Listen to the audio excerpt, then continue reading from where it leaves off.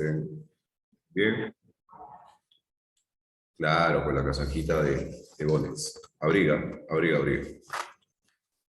Así es. Muy bien, empezamos.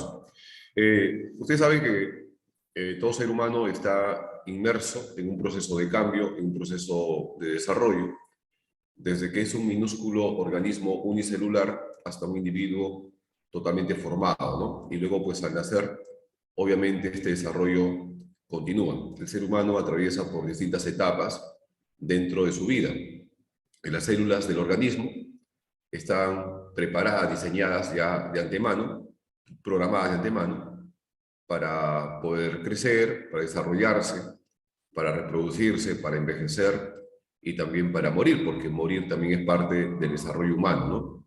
A este crecimiento, este envejecimiento de las células se llama entropía. Y nosotros atravesamos pues por distintas etapas, ¿no? Y todo esto comienza cuando un hombre en particular, en este caso el papá, con una mujer en particular, la mamá, en un momento de intimidad, un momento de frenesí, el hombre va a eyacular dentro de la cavidad vaginal de la mujer un aproximado de 300 a 500 millones de seres potenciales creadores de vida, que solamente uno, en función a su rapidez, a su buena preparación física, solamente uno va a poder fecundar al óvulo que se encuentra ya redondita, impaciente, dentro del cuerpo de la madre, esperando pues ser fecundada, ¿no? Entonces, ¿de qué estamos hablando hoy día? Estamos hablando del desarrollo humano. Tema hoy día, desarrollo humano, ¿no? Entonces vamos a compartir pantalla y empezamos, ¿no? ¿Qué entendemos por desarrollo humano? Miren, la psicología que se especializa en el estudio de desarrollo humano es la psicología evolutiva, llamada también psicología genética o psicología del ciclo vital.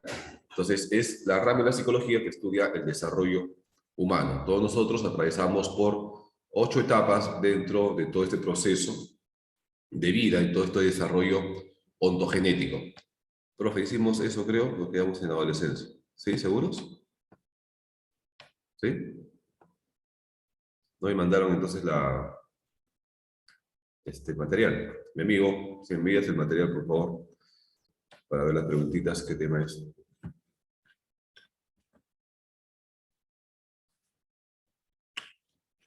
Ya, te lo envían, no hay problema. Avanzamos, ¿ya? A ver, el desarrollo humano se entiende como el estudio o los procesos de cambio y estabilidad. A ver, chicos, ya que hemos llegado a este tema, ¿por qué el desarrollo humano es cambio? Nos quedamos en niñez intermedia. Ya, muy bien, no hay problema. ¿Por qué el desarrollo humano es cambio? ¿Por qué el desarrollo humano es cambio? A ver.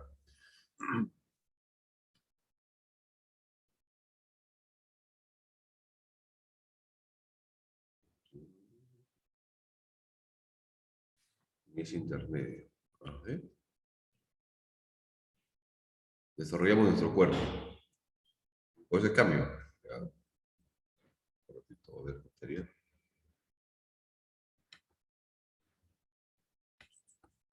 Vamos a unas preguntas. A ver. Tengo las preguntas ya para ver.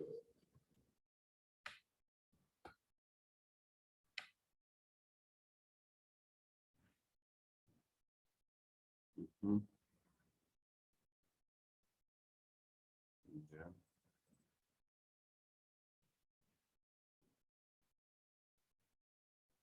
Bueno. ¿Cuántos tipos de cambios hay? ¿Cuántos tipos de cambios hay?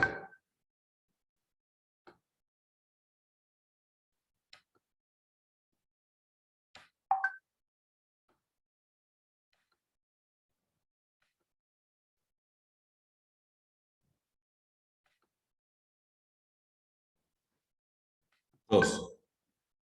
A ver, dos. ¿Cuáles son? Muy bien. Existen tipos de cambios, ¿no? Hay dos tipos de cambios. ¿Cuáles son? Cambios.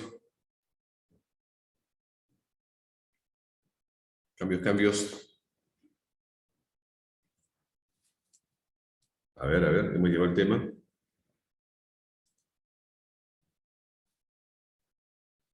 Quali y cuantitativos. Muy bien.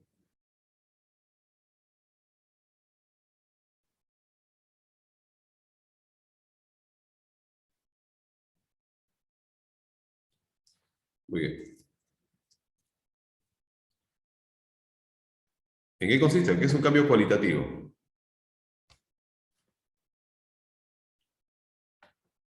Bueno, físicos cualitativos. Un cambio cuantitativo es un cambio en cantidad, ¿no? Por ejemplo, crecimiento en peso, crecimiento en estatura, es un cambio que se puede cuantificar, ¿no? Es un cambio en cantidad, es un cambio cuantitativo, en cantidad, que puede ser medido, ¿ok? El aumento de vocabulario, por ejemplo, también es un cambio cuantitativo. En cambio, los cambios cualitativos son cambios en su atributo, son cambios a nivel abstracto, ¿no? Por ejemplo, en el desarrollo de su inteligencia, en sus habilidades interpersonales, el manejo de sus emociones, vienen a ser cambios cualitativos, ¿no? ¿Ya? Cambios cuantitativos son cambios en cantidad. Un ratito, ¿ya? Voy a cerrar aquí el WhatsApp que está sonando hace rato. Esto.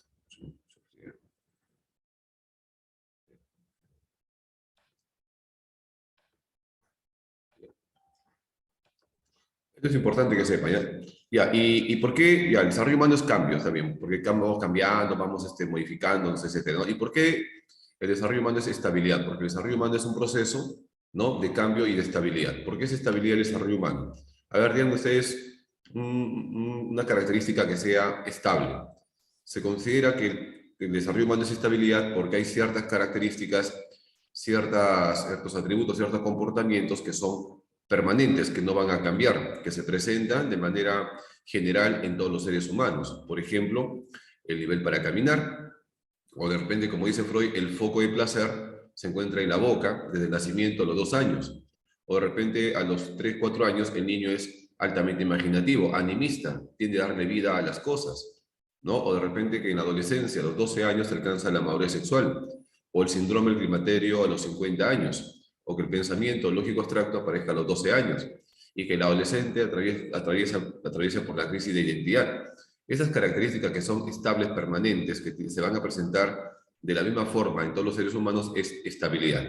Y también, pues obviamente es cambio, ¿no? Crecimiento, estatura, aumento de vocabulario, el manejo de las emociones, las relaciones interpersonales. Por ejemplo, cuando somos niños, hay un grupo homogéneo, ¿no? O sea, los niños juegan con niños, las niñas juegan con niñas, pero luego ya en adolescente hay un grupo heterogéneo, es decir, comienzan a fijarse en el sexo opuesto y comienzan a compartir momentos juntos, pero distintas personas, ¿no? Varones con mujeres ya se mezclan, pero en la infancia no es así.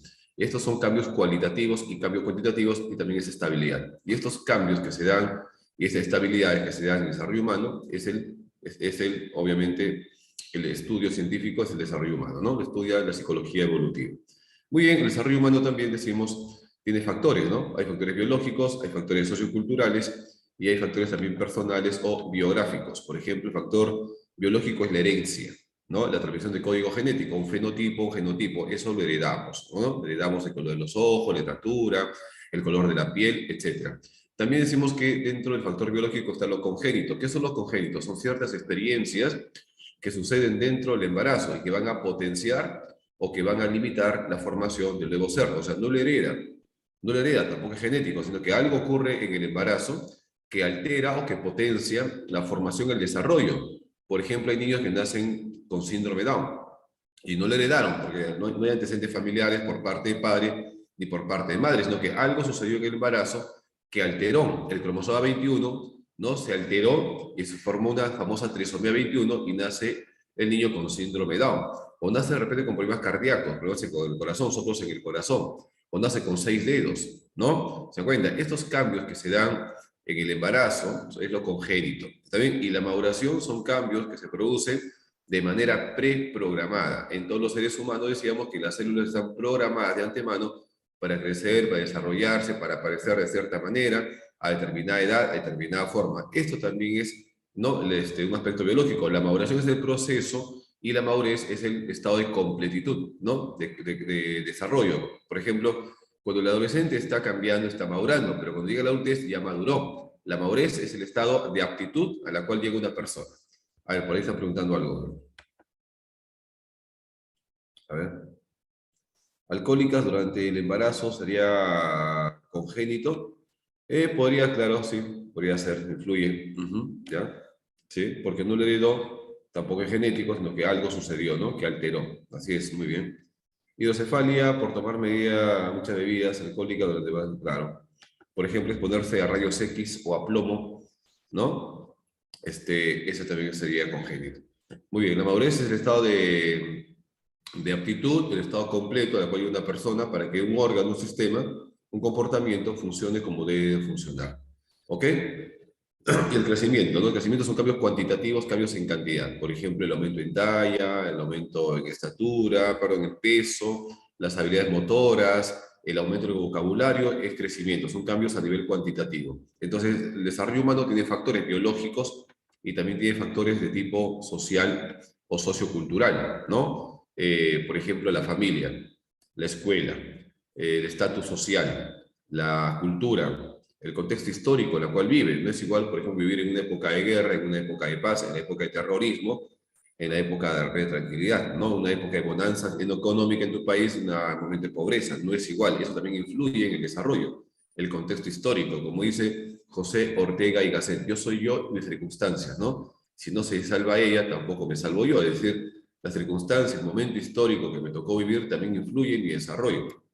¿Ok? Las costumbres, las creencias, los valores, el lenguaje, la tecnología también influyen en mi desarrollo, es la cultura, en la posición económica, la pobreza, la riqueza también, ¿no? La escuela, ¿qué tipo de escuela? Una escuela de repente, no sé, de buen nivel académico o pobre nivel académico, la familia, familias monoparentales, disfuncionales, familias nucleares, extensas, eso también influye en el desarrollo del ser humano, ¿ya? Factores socioculturales.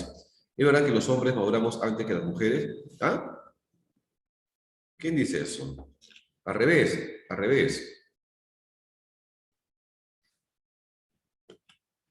al revés. Las mujeres maduran antes que los varones. ¿Mm? Hoy es el día opuesto. No, las mujeres maduran antes. Por ejemplo, las mujeres entran a la adolescencia antes que los varones. 2 años o 3 años antes ingresan las mujeres a la adolescencia. Compara un varón de 12 años con una mujer de 12 años. El niño de 12 años, el varón de 12 años es un niñito, gordito, panzoncito, que se come los mocos, infantil, jugando con sus carritos, las canicas, ahí metido en el celular, en el vicio. Una señorita de 12 ya es una señorita, ya no juega con muñecas, ahora se maquilla, se peina, ahora mira a los chicos, ¿no? Y por ejemplo, decimos que una mujer, ¿no? Yo a los 12 años ya me habían gustado más de 10 hombres. Ah, qué precoz, ¿ah? Qué precoz. Es otro level ya, pues, otro level. Hablamos de normales, pues. Hablamos de gente, de chicas normales, pues 10 hombres. No, pues ya, pues, estamos hablando acá. Un pluralismo, ¿no? A los 12 tenía flaca ya. ¿Para qué te adelantas, amigo? ¿Para qué te vas a traumar? ¿Te va a dejar o vas a estar sufriendo ahí? Como era un chico de 16 años, profesor, mi enamorada me ha dejado, está con otro, ¿ahora qué hago? ¿No? Y yo te digo, ¿y para qué te haces de una relación? ¿Para qué te haces de una relación a temprana edad? ¿No? No sabes ni manejar una relación, ni cómo superar un trauma, un alejamiento, y te metes en una relación. Por eso va para los chicos y para las chicas. ¿Ah? A tu edad no tendrías que tener pareja. Aprender, tienes que tener amigos, amigas, salir, divertirte, conocer gente, ¿no? Aprender, pero no meterte en una relación porque al final tienes traumas, ¿no, amigo? ¿Qué tal? ¿Dónde estaba? No, nosotros no. Ah, ya, porque como estaba aprendiendo, ¿de dónde se ha ido? No te vi. Ya, entonces, estos son factores socioculturales que también influyen, ¿no? Profe, ¿cómo hago para terminarla? Termina, pues, amigo, termina, de frente. ¿Sabes qué? No va. Preocúpate en tus estudios, no te hagas problemas. El enamoramiento es un desgaste emocional, es un desgaste de tiempo, un desgaste de dinero. Por las puras, a tu edad te haces problemas. No, no saben ni manejar una relación. El cerebro humano no está diseñado para establecer relaciones afectivas.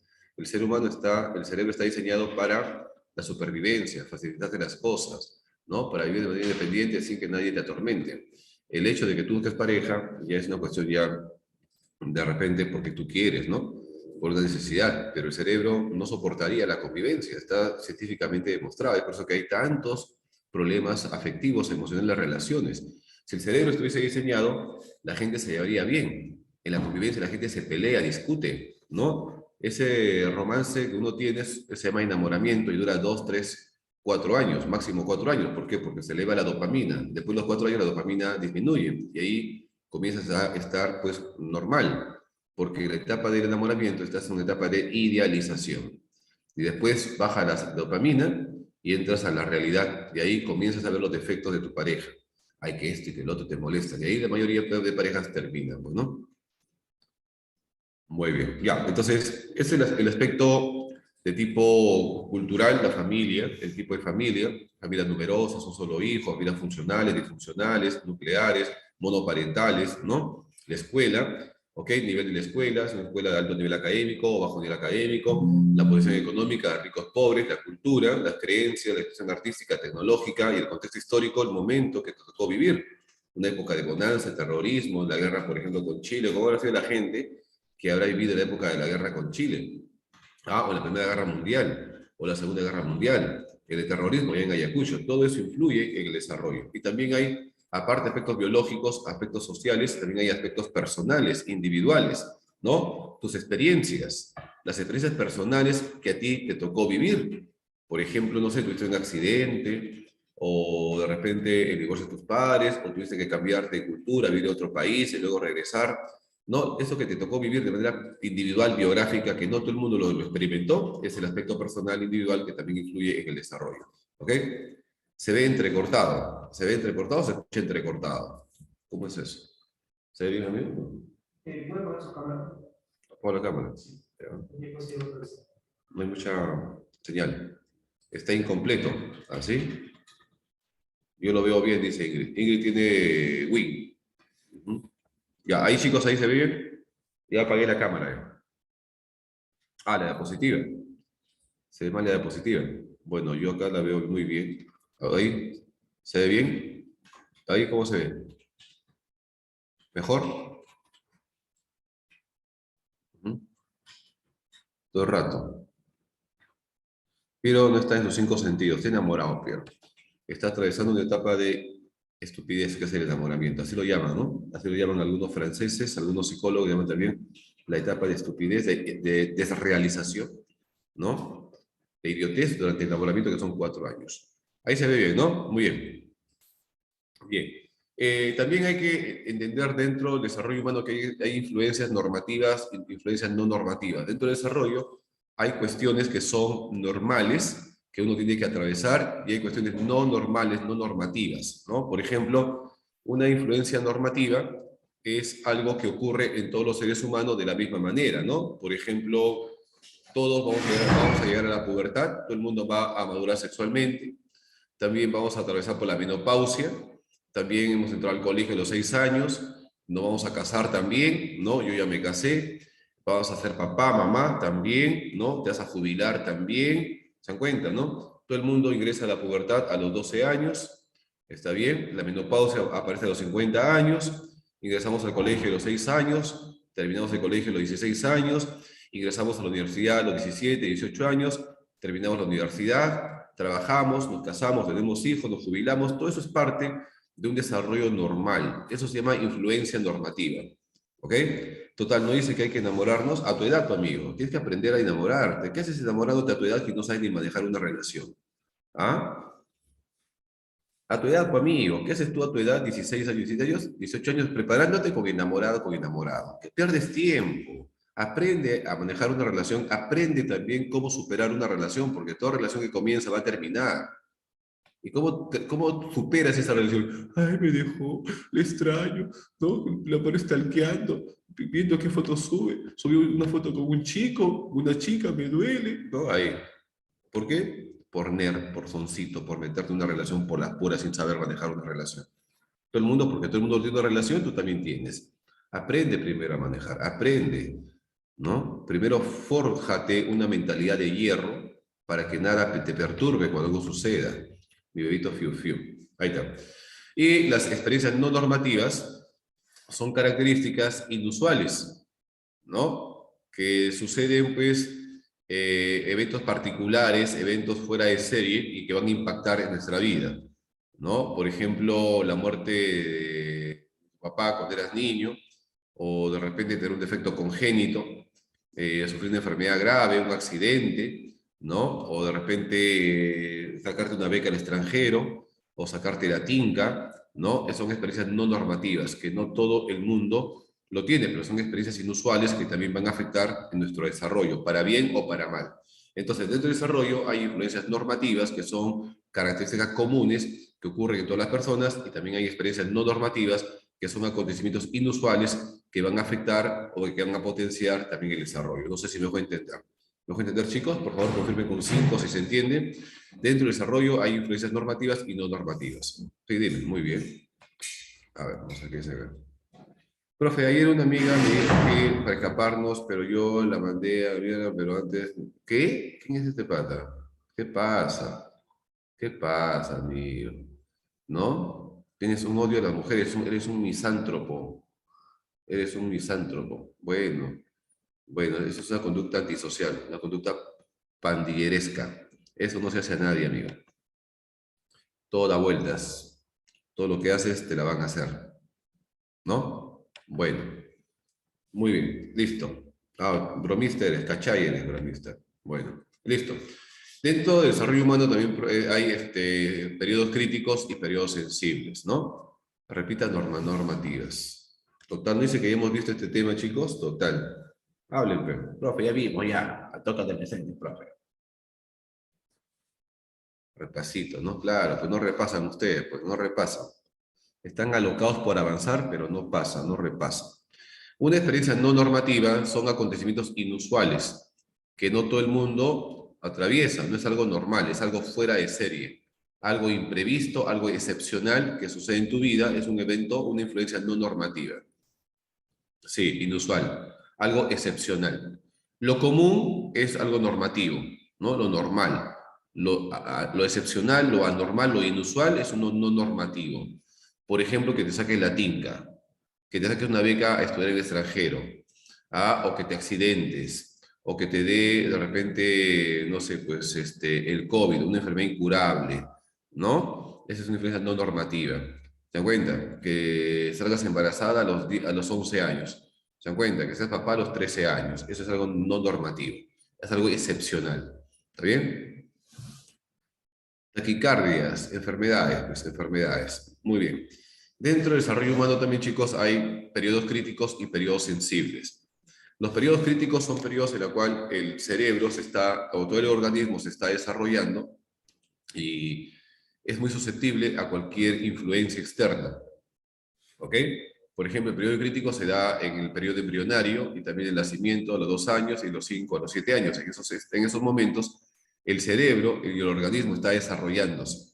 Entonces, es muy vulnerable a cualquier influencia. ¿Se dan cuenta? Como todo se desarrolla, entonces, como todo se está desarrollando, entonces es muy vulnerable a sufrir cualquier alteración, cualquier defecto. A eso se llama periodo crítico. ¿Se dan cuenta? Y el periodo sensible son periodos en los cuales las personas estamos abiertos a poder aprender o a recibir un determinado tipo de estimulación de manera mucho más amplia que en otras edades. Por ejemplo, decimos, ¿no? El cerebro se está desarrollando, ¿no? Y si en ese momento uno recibe una buena estimulación, entonces el cerebro se va a potenciar. Crítico es cuando el desarrollo, las estructuras cerebrales se están desarrollando. Es un momento en que el cerebro comienza a desarrollarse, o todo el organismo comienza a desarrollarse, ¿ok? De una manera muy rápida, de una manera muy acelerada. Por ejemplo, de 0 a 2 años, de 5 a 7 años es el periodo crítico y también el periodo embrionario, porque todo comienza a desarrollarse. Por ejemplo, en el periodo embrionario, todas las estructuras, el sistema nervioso central, endocrino, visceral, sanguíneo, y todos los órganos y sistemas comienzan a desarrollarse en el periodo embrionario. De 0 a 2 años, el cerebro comienza a desarrollarse de manera rápida y también comienza a aparecer pues el lenguaje, a caminar, y 5 a 7 años comenzamos pues también a aprender, ¿no? De manera ya un poquito más compleja, y va a aparecer a los 7 años más o menos por ahí el pensamiento lógico. Con el cerebro y todo el desarrollo, el organismo comienza a desarrollarse rápidamente, es un periodo crítico. Es un periodo muy vulnerable a sufrir cualquier alteración. ¿Ok? Entonces, eso es el periodo crítico, un periodo vulnerable, un periodo de desarrollo, donde las estructuras cerebrales, corporales, orgánicas comienzan a desarrollarse a toda velocidad. ¿Me dejan entender? Ajá. Y la estimulación que recibes, la rica estimulación o la pobre estimulación que puedes recibir en esos momentos es el periodo sensible. ¿Se dan cuenta, no? Hay momentos en la vida en que estamos muy vulnerables o muy abiertos a aprender, muy abiertos a aprender. Entonces, en ese momento te dan muchas cosas, muchas condiciones, mucha estimulación, vas a avanzar en tu desarrollo, pero si no te dan, te privan, entonces hay como vacíos. Es como que estás abierto a aprender y no recibes estimulación. Te estancas. Estás no muy presto a aprender y te dan toda la estimulación. Avanzas. Ajá. Entonces, la estimulación que recibes, la estimulación o la falta de estimulación que recibes es un periodo sensible, es un momento en el cual estamos abiertos a aprender. Y esas son las etapas intermedias. Por ejemplo, decimos, el periodo crítico es el momento en el cual nos estamos desarrollando rápidamente, de 0 a 2 años y de 5 a 7. ¿Ok? Y de 2 a 4 años y de 7 a 12 años son periodos sensibles. ¿Me dejo entender? O sea, los periodos intermedios entre el periodo crítico son los periodos sensibles. O sea, el cerebro se desarrolla, está no desarrollándose rápidamente, periodo crítico. ¿Se da cuenta? El desarrollo, el cerebro, el organismo comienza a darse a toda velocidad. ¿Está bien? Y cualquier alteración va a afectar ese desarrollo. Eso se llama periodo crítico. El periodo crítico ocurre en el periodo embrionario, en el periodo de 0 a 2 años y de 5 a 7 años, donde el cerebro comienza a desarrollarse a toda velocidad. ¿Ok? Y la estimulación que recibes, ¿ok? La estimulación que recibes o la privación que no te dan son periodos sensibles, porque hay momentos, a ver, supongamos, mira, de 0 a 2 años el cerebro se está desarrollando. ¿Ok? Muy bien. Ahora, se desarrollaron ciertas estructuras en el cerebro y como se han desarrollado ciertas estructuras, necesita recibir estimulación. Estás abierto al aprendizaje, estás abierto a nuevas experiencias. ¿Se dan cuenta? Entonces, si en esos periodos intermedios te dan la estimulación, te dan las experiencias, vas a avanzar, pero si no te dan, entonces no avanzas. Lo peor que al ser humano le puedes hacer es no hacerle nada. O sea, periodo crítico, después periodo crítico viene periodo sensible. Periodo crítico, periodo sensible. Periodo crítico donde se desarrolla y luego periodo sensible donde estamos abiertos a aprender, a desarrollarnos, a recibir estimulación. Luego el cerebro se desarrolla, las estructuras se hacen más complejas y después que se desarrolla estamos abiertos a un aprendizaje. Necesitamos recibir estimulación para avanzar. No sé si me dejo entender.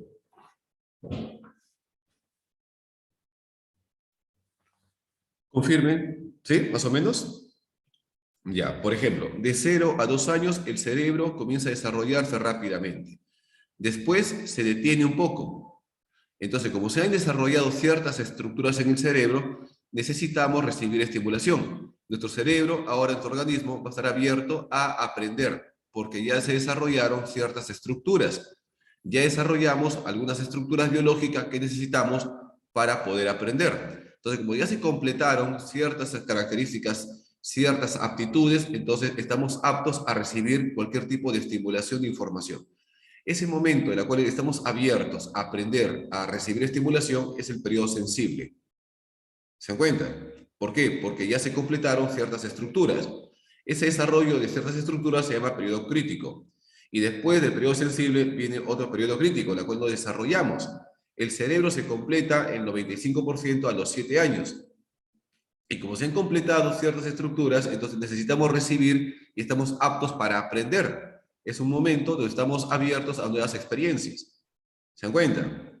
Entonces vamos a recibir influencia. Entonces tenemos que recibir estimulación para poder avanzar. Si no, nuestro cuerpo está dispuesto a aprender, a recibir influencias, pero no recibimos. Por eso es sensible, porque es un momento en el cual estamos abiertos a desarrollarnos, a recibir estimulación. Entonces va a depender del ambiente que tengamos, que nos den estimulación o nos priven de estimulación. Y lo mejor o lo peor que nos puede pasar a nosotros es que no pase nada, que no nos den nada, que no nos estimulen. ¿Se dan cuenta? Estamos abiertos a aprender y, por ejemplo, no nos estimulan en nada. Entonces, eso nos afecta, por eso periodo sensible. Entonces, el periodo crítico es cuando el cerebro comienza a desarrollarse y el periodo sensible cuando estamos abiertos, aptos para aprender a recibir cierta estimulación. ¿Estamos bien? Confirmation. Muy bien. Excelente. Chicos, hasta ahí, por favor, preguntas. Hasta ahí, preguntas, dudas, ¿todo bien? Entonces, dentro del desarrollo hay experiencias normativas, experiencias no normativas, ¿ok? Hay periodos sensibles, hay periodos críticos donde el cuerpo se está desarrollando, y periodos sensibles donde necesitamos recibir estimulación para desarrollarnos, ¿no?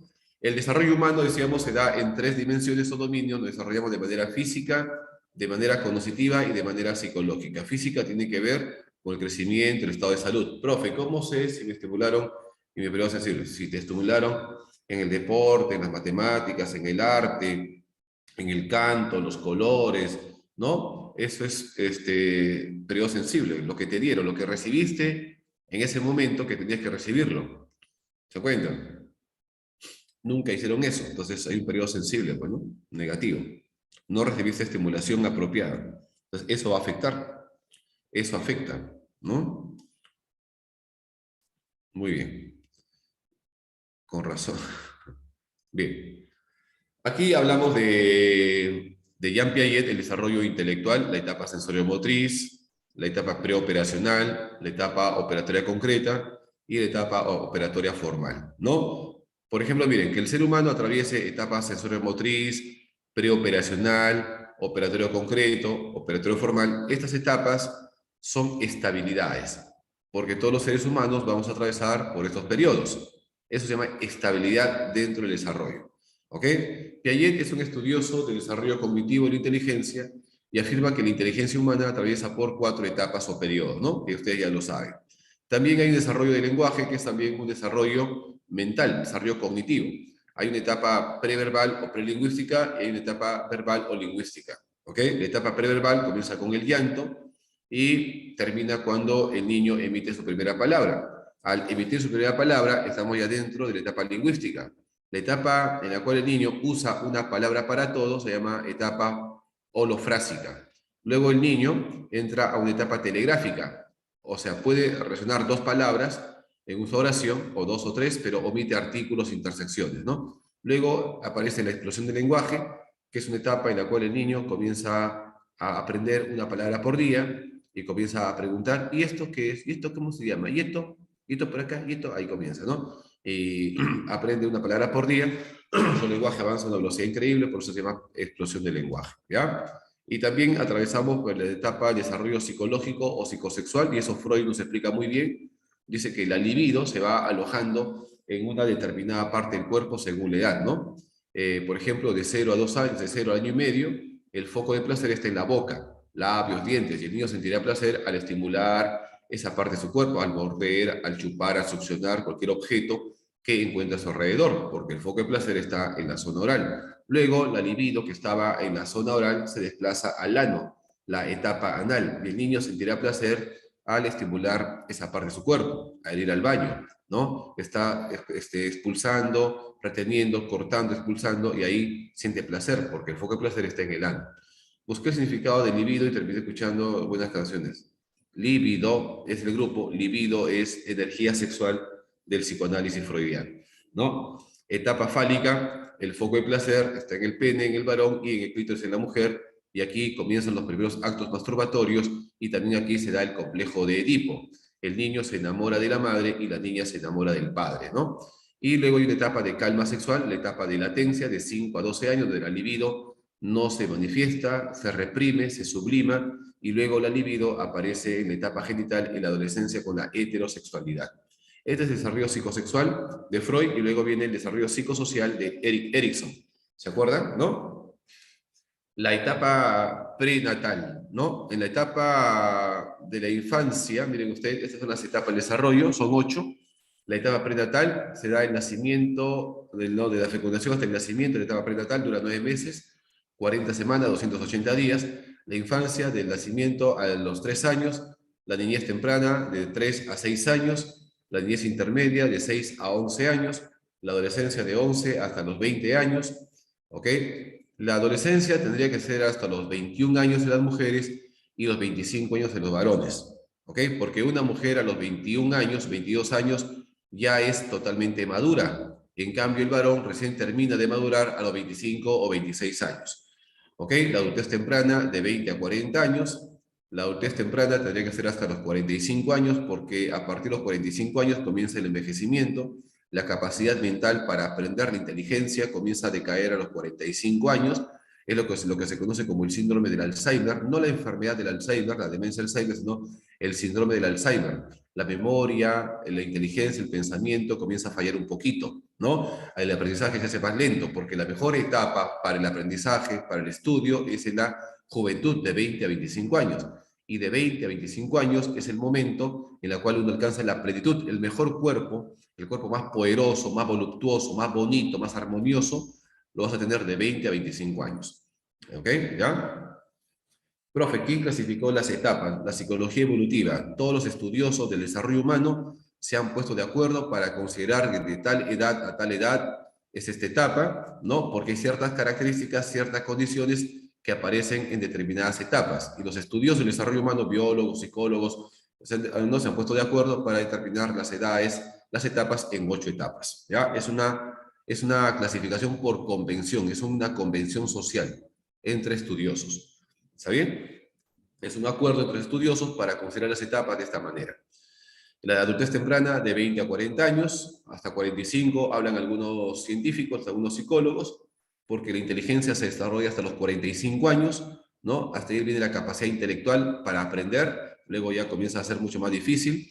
La adultez intermedia de 45, de 40 a los 65 años, a los 50 años se da el síndrome del climaterio, la menopausia, la andropausia, ¿ok? La inteligencia disminuye, la inteligencia fluida disminuye, pero la cristalizada se mantiene. Y la adultez tardía de los 65 años hacia adelante, ¿no? Estas son las 8 etapas del desarrollo humano. Y aquí aparece la figura de Erik Erikson también, que nos habla el desarrollo psicosocial del ser humano, ¿no? ¿Por qué? Porque en cada etapa de la vida hay una crisis por resolver, ¿ok? En cada etapa de nuestra vida hay un problema, una tarea, un paquete por cargar. En la infancia, de 0 a 1 años, la crisis que tenemos que resolver es la crisis de la confianza versus la desconfianza. ¿Ok? De 2 a 3 años, lo que hay que resolver aquí es la autonomía versus la vergüenza y la duda. De 3 a 6 años es la iniciativa versus la culpa. De 6 a 11 años es la etapa de la laboriosidad versus la inferioridad. Vamos a aplicar luego cada una de esas etapas, ¿no? De la adolescencia, de 11 a 20, la etapa de la identidad versus la confusión de roles. De 20 a 40 años, la intimidad versus el aislamiento. De 40 a 65 años, la generatividad versus estancamiento. Y la adultez tardía se da la etapa de la integridad del yo versus la desesperanza o la desesperación. ¿Ok? ¿Ya? Muy bien. Entonces, acá vemos. Desarrollo. ¿Esto lo vimos la semana pasada o no? Desarrollo psicosocial, ¿no? Bueno, creo que sí. Bueno, esas son las etapas. Lo que acabo de explicar. Bueno, decíamos que todo comienza con un hombre particular, en este caso el papá, ¿no? Eyacula dentro de la cavidad vaginal de la mujer un aproximado de 300 a 500 millones de seres potenciales creadores de vida. Chicos, ¿dónde ocurre la fecundación?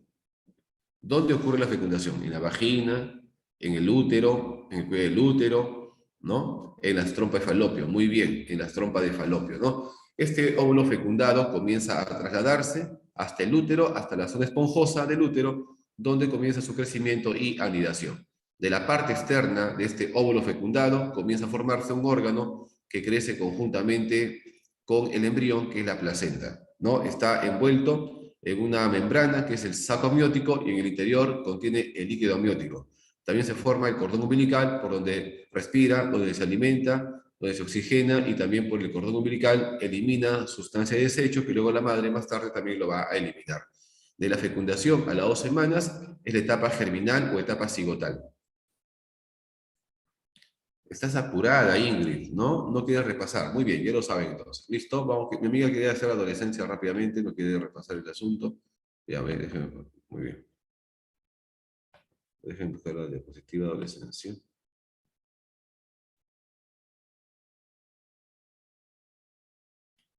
A ver, ¿dónde está? Adolescencia. Turun.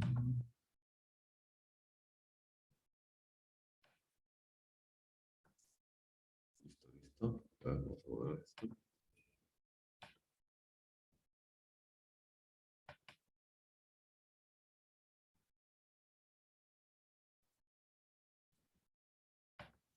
Y adolescencia 2. Muy bien. Ya lo hicieron, que resulta que al final no lo saben. Los chicos, la fregada. Quieren avanzar, pero no aprenden. Muy bien, vámonos. Adolescencia. A ver, muy bien, chicos. ¿Qué significa adolescencia? ¿Está? ¿Qué es eso?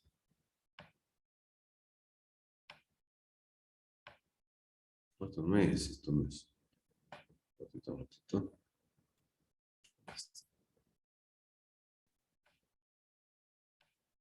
Aquí estamos. Ahora sí. Listo. Bien. La adolescencia. Adolescencia, ganas de reproducirse. No, pues no le son ceras, pero ganas de reproducirse. Dice. La palabra adolescencia viene de la palabra adolescere, que significa crecer, que significa madurar. ¿Ok? La palabra adolescencia no significa padecer. Adolecer no es padecer. Adolecer no es sufrir. Adolecer es crecer. ¿Ya? La adolescencia es una etapa de transición, es un puente que une a la niñez con la vida adulta. Es una etapa de preparación, es una etapa de cambios para poder asumir roles de adulto. En esta etapa el adolescente va desarrollando su responsabilidad, su madurez, va desarrollando ciertas habilidades, ciertas competencias que va a tener luego que asumir en su vida adulta. Una etapa de responsabilidad, una etapa de desarrollo de ciertas técnicas, habilidades que tiene que asumir en su vida adulta para poder satisfacer sus necesidades. Y eso es justamente la adolescencia, una etapa de preparación para poder adquirir ciertas capacidades y destrezas para poder desempeñarse de manera correcta, de manera efectiva en la adultez. La adolescencia es un fenómeno de tipo sociocultural, no es un fenómeno biológico. Antes se pensaba que la adolescencia era un fenómeno biológico, universal e inevitable, como decía Freud, como decía Stanley Hall. Pero sin embargo, las investigaciones que hizo una antropóloga norteamericana llamada Margaret Mead determinó que la adolescencia no era biológica, no era universal, sino que era un fenómeno de tipo sociocultural, que hay culturas en la cual la gente no tiene adolescencia, se pasa de la niñez rápidamente a la vida adulta, sin tener que pasar por esta etapa de preparación de cambios, ¿no? Y se determinó que la adolescencia es un fenómeno del mundo occidental del siglo XX. Antes del siglo XX no había adolescencia y hay culturas en las cuales no hay adolescencia. ¿Está bien? La palabra adolescencia significa crecer, madurar, es una etapa de transición que va de los 11 a los 20 años. La adolescencia comienza con cambios a nivel físico. ¿Está bien? Con cambios a nivel físico. La adolescencia comienza con la pubertad. Es decir, en la adolescencia se dan cambios hormonales, una tormenta hormonal. Los estrógenos, el estradiol es la hormona característica de la aparición de los cambios físicos en la adolescencia. Los cambios físicos van a hacer que se presentan o aparecen los caracteres sexuales secundarios y maduran los caracteres sexuales primarios. Los caracteres sexuales primarios son características que están presentes desde el nacimiento y tienen que ver directamente con la copulación, con la fecundación, en tanto que las características sexuales secundarias son los que aparecen y dan lugar al famoso dimorfismo sexual.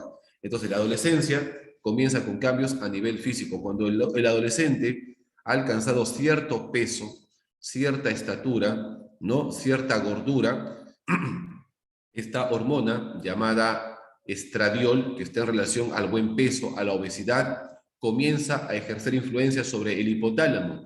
Y el hipotálamo, a su vez, comienza a ejercer influencia sobre el eje HHA, sobre la hipófisis y las glándulas adrenales. El hipotálamo ejerce influencia sobre la hipófisis y la hipófisis, a su vez, sobre las glándulas adrenales, para que comience una producción increíble de hormonas que va a sexualizar todo el cuerpo y el cerebro del adolescente. Entonces la adolescencia comienza con cambios a nivel físico. Los caracteres sexuales primarios maduran y los caracteres sexuales secundarios aparecen. ¿Cuáles son los caracteres sexuales primarios? Son aquellas características físicas que están directamente relacionadas con la procreación y están desde el nacimiento. Por ejemplo, chicos, ¿cuáles serán los caracteres sexuales primarios en la mujer? Pasa la gente con la gripe por acá, ¿no? ¿Cuáles son los caracteres sexuales primarios en la mujer? Los caracteres sexuales primarios son aquellas estructuras, aquellos órganos que están directamente relacionados con la procreación, con el coito, con el acto sexual, y son con los que nacemos, son los que nacen las mujeres. ¿Ah? ¿Cuáles son?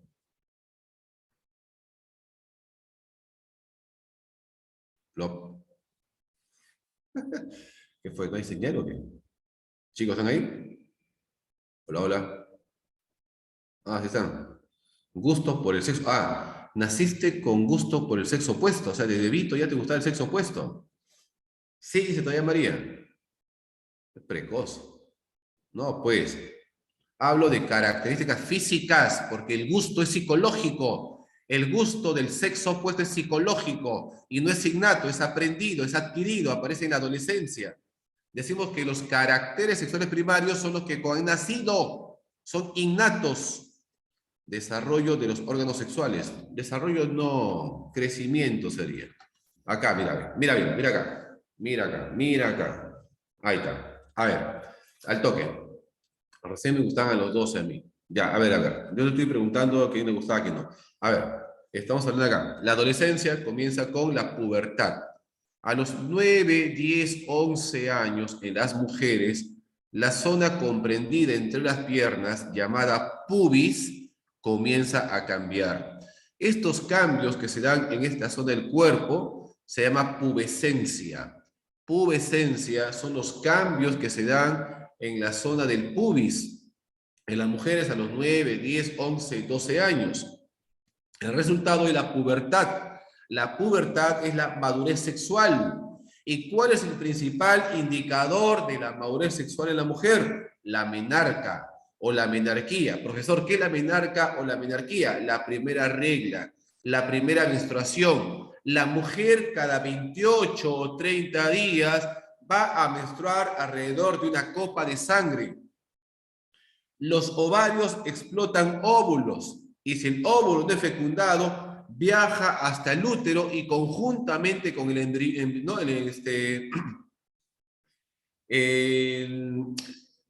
¿Cómo se llama esta piel? La piel que envuelve al útero, se me fue este nombre, el endometrio, conjuntamente con el endometrio se desprende, se lleva al óvulo y da lugar al sangrado que dura 4, 5, 6 días.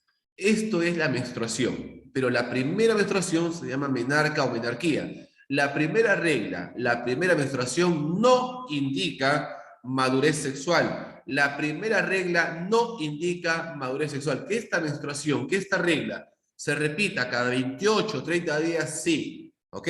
El principal indicador, el carácter sexual primario que indica la madurez sexual en la mujer es la menarca o la menarquía.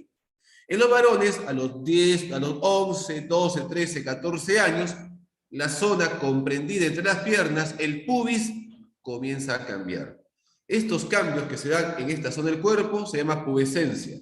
El resultado es la pubertad, la madurez sexual. Y el principal indicador de la madurez sexual en el varón es la espermaquia. ¿Ok? La espermaquia. ¿Qué es la espermaquia? La primera eyaculación, que generalmente se da en las noches, cuando el adolescente está dormido. Es por la excesiva producción de espermatozoides en masa, en cantidad, y se produce la emisión de semen. Y ahí salen los espermatozoides. ¿Se dan cuenta? Esto es un carácter sexual primario. Los caracteres sexuales primarios, ¿ok?, maduran. Por ejemplo, en la adolescencia, la vagina de la mujer madura. Se aparece la famosa elasticidad vaginal. ¿Qué es la elasticidad vaginal? Que la vagina de la mujer se vuelve flexible, para poder adaptarse, alojar al pene. Si el pene es muy chico, se adapta, si es muy grande, también se adapta. Diferente en la niñez, porque todavía en la niñez la vagina de la niña no está acondicionada para el acto sexual, no ha adquirido todavía la flexibilidad vaginal. Esto se logra en la adolescencia. Y también la vagina, la capa, la piel interior de la vagina comienza a desarrollar capas estratificadas de piel. Es decir, la piel de la vagina comienza a formar varias capas de piel para prepararse para el acto sexual, porque el acto sexual es un acto de roce. Entonces la vagina tiene que tener varias capas de piel bien dura para poder soportar ese roce. En la niña no. Por eso que cuando un adulto se mete con una menor de edad es castigado, pero es mucho más castigado cuando se mete con una menor de edad, porque aparte del daño psicológico que le hace el trauma, también le daña físicamente, porque el cuerpo de la mujer no está preparado para el acto coital.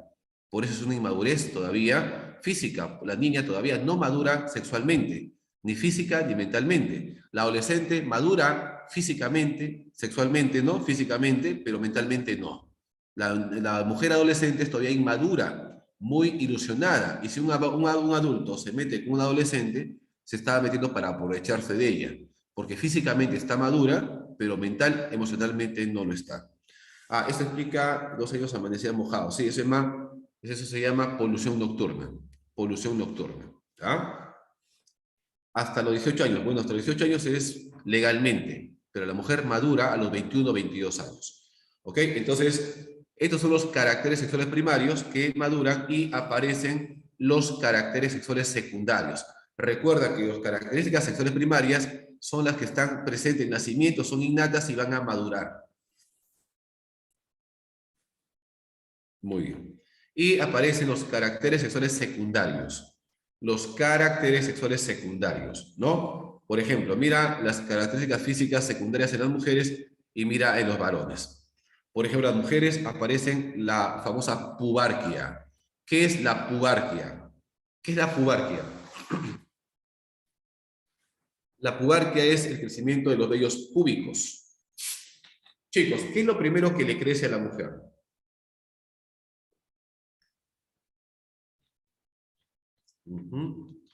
Las mamas, muy bien.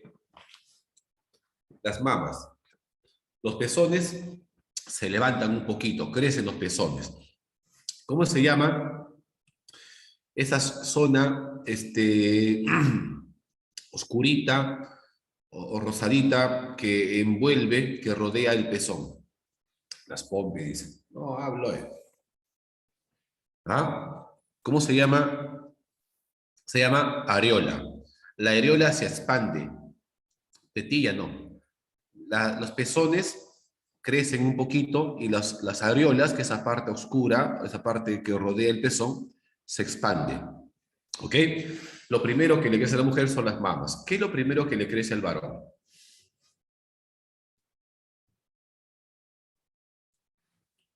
Nada, dice. La chala. ¿Qué es chala hoy? Hable con propiedad, son estudiantes preuniversitarios. El pene, ya quisieras, Piero, ya. No, no. ¿Qué es lo primero que le crece al varón? A la mujer, lo primero que le crece a la mujer son las mamas. Y lo primero que le crece al varón, el vello facial, no. Una tercera pierna. Wilson, ya quisieras, ya. Ya quisieras. El que habla así, no de grande, tercera pierna, es porque lo tiene chiquito. Se está proyectando. ¿No? Lo primero que le crece al varón son los testículos. Pero el crecimiento de los testículos es desproporcionado, porque el crecimiento adolescente es desproporcionado. Algunos testículos son más grandes que otros, algunos más grandes, a veces también se quedan de ese tamaño. ¿Ok?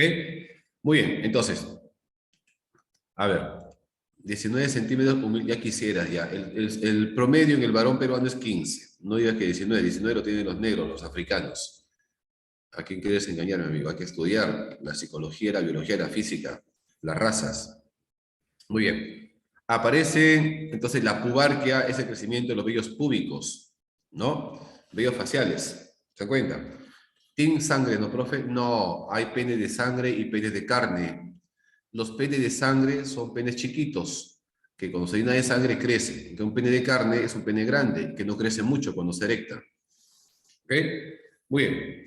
Entonces, a ver, aparecen los vellos finos en la cara de la mujer, las mamas crecen y se destacan los pezones, aumenta el grosor de los músculos comienzan a llenarse de grasa, ¿ok? La cintura se estrecha, las caderas se anchan. Ese ensanchamiento de caderas, ese estrechamiento de cintura y el aumento del monte de Venus, dibujando el cuerpo característico de la mujer. Los estrógenos redistribuyen la grasa corporal de la mujer, dibujando el cuerpo característico de la mujer, que es ensanchamiento de caderas, aumento de grasitud de los glúteos y estrechamiento de cintura. ¿Se dan cuenta?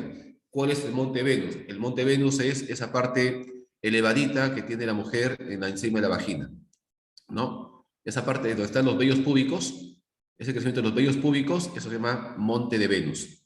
Ese monte de Venus se eleva un poquito, hay una elevación del pubis. Esa elevación del pubis, donde están los vellos púbicos, se llama monte de Venus. A las mujeres el vello púbico le crece en forma de triángulo invertido. Miren ustedes el gráfico de la mujer, en una forma de triángulo invertido. Así le crece los vellos púbicos a la mujer. El crecimiento de los vellos púbicos se llama pubarquia. A los hombres les crece el vello púbico en forma de triángulo.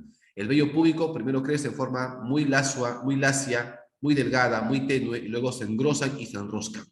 Eso se llama pubarquia. Profe, y si mis caderas no se ensancharon, no pasa nada. Si tus caderas no se ensancharon, tiene que ver con la genética. ¿Cómo es tu mamá? Tu mamá es corpulenta, tu mamá es cuerpona, es delgada, ¿no? ¿Por qué? Porque uno se parece a sus progenitores, pues. Profe, no tengo cuerpo, soy muy flaquita, soy plana. Hay que ver cómo es tu mamá, pues. ¿Cómo es tu abuela? ¿No? ¿Se da cuenta? Profe, yo soy muy gordo. Hay que ver cómo es tu progenitor, tu papá, tu mamá. Yo, por ejemplo, soy delgado porque mi papá era delgado. ¿No? ¿Se dan cuenta? Entonces, hay gente que es corpulenta, gente que tiende a ser gordito o gordita porque sus papás, su mamá son gorditos. Pues uno hereda eso. ¿Se da cuenta? Mi mamá es cuerpona y no heredé nada. Heredaste a tu abuela entonces. O de repente a la abuela es tu mamá o tu papá, ¿no? ¿Se da cuenta? Claro, porque siempre hay excepciones, pero uno siempre hereda ciertas características físicas de los progenitores. La herencia puede ser de los padres o la herencia atávica de los abuelos. ¿Ok? Yo soy alto, mi papá es chato. ¿Cuánto mides alto? ¿Cuánto mides? Yo soy alto, dice. ¿Cuánto mides? A ver, alto. Mi abuela tenía cuerpo de guitarra, 1,80 m. Ya alto en el Perú, sí, claro. Muy bien. Bueno, eso es justamente los caracteres sexuales secundarios. Profe, yo mido 1,72 m. Ah, estás igual que yo, 1,72 m. Ah, promedio. Ni chato ni alto. Estamos ahí, ¿no? Los peruanos miden 1,65 m. 70 es promedio. Estamos ahí. Ya estamos ahí, en algodón. No somos ni altos ni chatos. Bien. Listo. Es que en el Perú está bien, porque en Estados Unidos 1,80 m es normal. Aquí en el Perú 1,80 m es alto. Muy bien. Listo. Entonces ya sabemos lo que es un carácter sexual primario y ya sabemos lo que es un carácter sexual secundario, ¿no? Muy bien. Aparte, chicos, del crecimiento, ¿no? Porque la adolescencia comienza con cambios físicos, la pubarquia, la espermaquia, los caracteres sexuales primarios maduran, aparecen los secundarios, ¿no? Ah, me olvidaba. Miren, en los varones, lo primero que le crecen son los testículos. Luego viene el crecimiento corporal, el aumento en estatura, el aumento en fuerza, ensanchamiento de espalda, estrechamiento de caderas, el cambio de voz, el crecimiento de los vellos púbicos, faciales, axilares, ¿no? El aumento de la fuerza física, la atracción del sexo opuesto. La atracción del sexo opuesto es también un carácter sexual secundario. ¿Ok? ¿Ya? Todo esto es parte de los cambios físicos que se dan en la adolescencia. La adolescencia comienza con cambios a nivel físico. La hormona responsable de los cambios físicos en la adolescencia es el estradiol. Este estradiol tiene que ver mucho con la obesidad, con el buen peso. Por eso es que en países desarrollados la gente entra a la adolescencia antes que la gente de países subdesarrollados. Los gorditos entran a la adolescencia antes que los flaquitos. ¿Se dan cuenta? Las chicas comienzan a menstruar casi a la misma edad que menstruó tu mamá. ¿Se dan cuenta? ¿Ya? Esto tiene que ver mucho con la adolescencia, perdón, comienza con cambios a nivel físico, pero también en la adolescencia hay cambios a nivel mental, a nivel psicológico, cambios a nivel cognitivo. Como Piaget llama, el adolescente va a atravesar por la etapa de las operaciones formales. Aquí aparece el pensamiento lógico abstracto, es decir, para pensar en cosas que no tienen referencia a algo concreto, sino más bien a cuestiones mentales, trascendentales. Va a trabajar o va a pensar ya no, por ejemplo, en un lápiz, en una tiza, en una planta, en un animal, ya no va a pensar de forma lógica concreta, sino va a pensar de forma lógica abstracta, en ideas, en suposiciones, en conceptos. ¿Se dan cuenta? Es la capacidad para poder trabajar con situaciones probables, hipotéticas, con cuestiones trascendentales. Aparece el pensamiento lógico abstracto. En la adolescencia, el adolescente también piensa de manera, entiende, perdón, el lenguaje metafórico. Por ejemplo, los refranes. ¿Qué significa refrán? al que madruga, Dios le ayuda. ¿Acaso el adolescente va a pensar, hay que levantarse temprano para que Diosito te ayude? ¿O a caballo regalado no se le miran los dientes? ¿Va a pensar que cuando te regalan un caballo no le tienes que mirar los dientes? No. Él sabe que esa es una cuestión simbólica, ¿no? Metafórica, pero que tiene atrás de eso una enseñanza. Dice, no, al que madruga, Dios le ayuda, el adolescente dice que hay que hacer las cosas con tiempo, con antelación, para obtener buenos resultados. Entiende el lenguaje metafórico, entiende el metalenguaje, ¿no? Puede entender más allá del mensaje explícito, puede inferir, hacer deducciones. Su pensamiento se vuelve hipotético-deductivo. Si todos los hombres son inteligentes y Marco es hombre, entonces Marco es inteligente. Si todos los doctores son profesionales y Marco es un médico, entonces Marco es profesional. Ese es un pensamiento hipotético deductivo. Profe, mi hermano de 16 años, le digo que piense con sus dos cabezas y no entiende. Es que tu hermano es inocente, pues. Tú eres malograda, pues, Ingrid, ¿no? Ingrid, creo, ¿no? Tú eres malograda, piense con dos cabezas. Dice, ¿cuál dos cabezas? ¿Que tiene dos cabezas tu hermano? ¿Que es un... ¿Qué eso qué es? Ah, pues ya ve, uy, uy, uy. Piensa con dos cabezas. Tu hermano es inocente. ¿Qué edad tiene tu hermano? 16. ¿Tú qué edad tienes, Ingrid?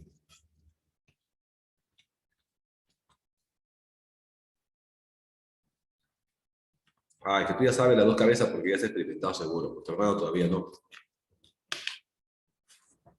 Claro, uno habla lo que conoce, pues, ¿no?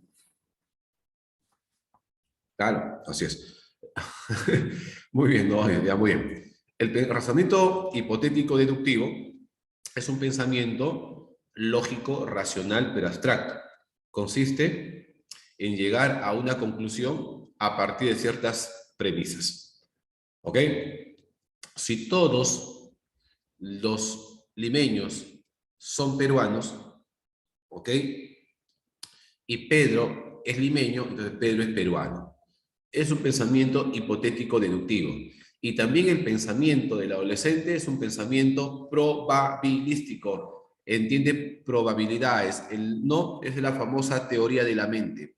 El adolescente comienza a sacar conclusiones a partir de algo porque está dando vueltas y vueltas en su cabeza. Probablemente si le hable pensará que soy muy atrevido, ¿no? No me responde porque probablemente no le intereso, está con otra persona, ¿no? No invito a mi fiesta porque probablemente yo no le caigo bien, ¿no? Así, en su mente comienza a trabajar, a generar resultados posibles. ¿Se dan cuenta? Ese es un pensamiento probabilístico. Todos los del cono son choros, pero Pedro es San Juan Lurigancho, entonces Pedro es choro. Este también es un pensamiento deductivo. Bueno, un pensamiento deductivo, pero Monse. Sí. ¿Ya? Muy bien. Bueno. También se da el famoso egocentrismo racional.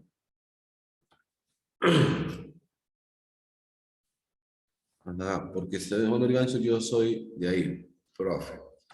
Ya, pues solito te hace harakiri, pues. Porque no todos los de San Juan Lurigancho son choros, ¿no? Pero bueno, estás generalizando, ¿no? Sí, sería pensamiento deductivo. Muy bien. El adolescente también, si físicamente es como un adulto, pero mentalmente no lo es. El adolescente tiene un pensamiento inmaduro. Según David Elkin, el adolescente atraviesa por un llamado egocentrismo racional.